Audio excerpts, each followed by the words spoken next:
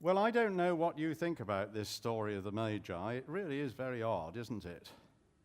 Have you ever thought how really odd it is? Who were they? What sort of people were they? Where did they come from? Why did they come? And what happened to them afterwards? We never know anything about what happened to them afterwards. We never hear of them again. Did they go back and preach the gospel in Persia or Baluchistan or Tibet or wherever they came from? We have no idea. Not a thing. What an odd story it is. I'm just going to pick out three really quite surprising things about this story.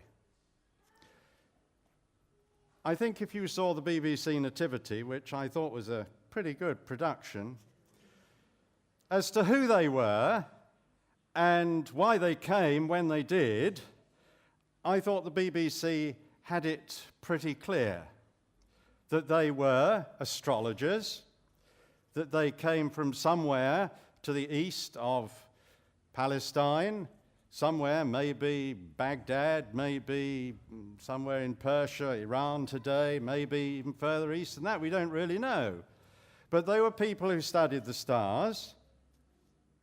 But they were there because they had certain beliefs about those stars. But the first surprising thing about them is that they were Gentiles.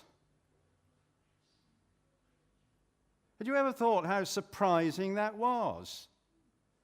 The whole Old Testament is about the history of the Jewish nation who were expecting a Messiah. And then almost the first people to hear were Gentiles. Isn't that interesting? Really surprising.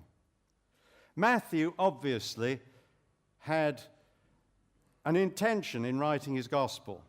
He was Jewish because he knew the Jewish scriptures. Time and time again in the Gospel of Matthew, he quotes from the Old Testament, from the Jewish scriptures. But he was also concerned to say to the population that he was writing for that this gospel is universal, that this Messiah was come to fulfill the promise which was made to Abraham years ago, that in his seed would all the nations of the world be blessed.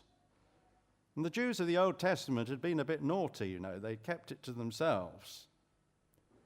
But in the Messiah, and Matthew was very concerned to make this point right from the beginning.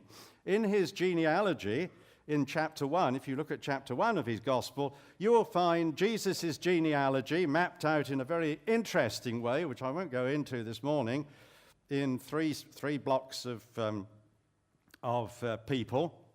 And yes, it shows that Jesus was a Jew.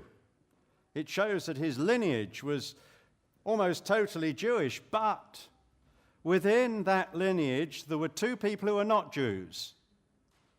Who were they? One was Rahab, and she was a harlot. She lived in Jericho before the Jews came back from Egypt. Beg your pardon? And the other one was Ruth. I thought you said three. You're contradicting my two. Ruth. Ruth was the other one, who was a Moabitess. She was not a Jew. And Matthew puts those in very clearly in his gospel. So that's the first astonishing thing, is that the gospel is for you and me. I don't know how many of you have Jewish backgrounds. Some of you bound to have. But most of us haven't. Most of us are Gentiles through and through, unless we go right back before Abraham in our lineage. We are Gentiles through and through. But the gospel is for us, not just the Jews. And that was surprising, and for us, it is amazing that God in his plan had us in mind.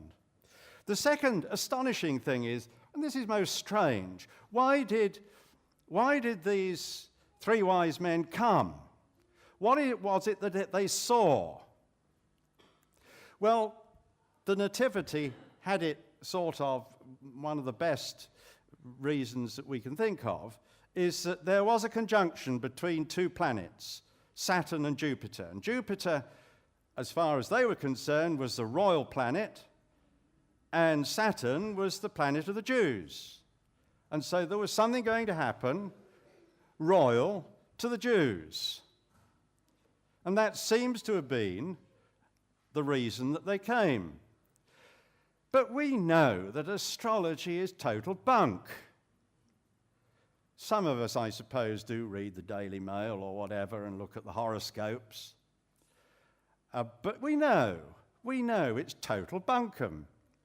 We know that these planets and stars don't determine how we live. They don't determine what nice man we're going to meet next week, who's dark and handsome or whatever, you know. In my case, a beautiful young lady.